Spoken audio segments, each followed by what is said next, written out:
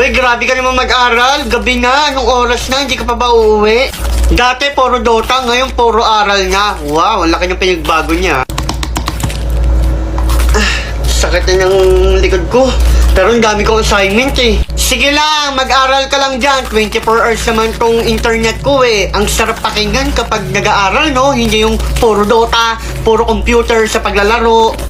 Okay lang na mag-overheat ako, nagagamit naman sa tamang paraan. Hindi yung puro Dota. Pre, sa ka pre oh. Pre, SS!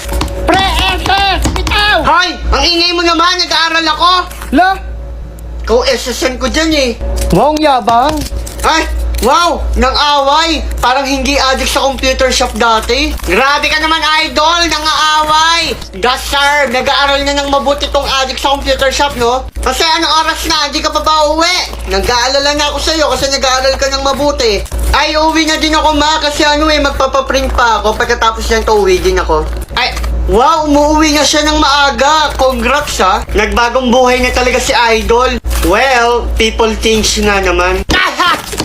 Na syempre, victory eh! Hoy, ang ingay mo naman! Gusto mo makita yung pagiging defeat, ha? La, ang init naman ng ulo mo! O gusto mo manalo ng cellphone? Napakadali lang manalo nito. Punta ka lang sa bio ko, i-GL mo yun, tapos maglaro ka lang. Mananalo ka ng cellphone tulad ko.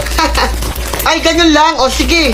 Wow, idol, ang linis na ng tenga mo. Wala na akong nakikitang tutulit. Hoy, headset, wala kang nakikitang tutulit. Tignan mo naman kulangot yan nasa akin. Pero wow ha, nagbubuhos na siya.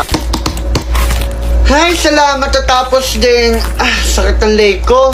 Ate, paprint nga po.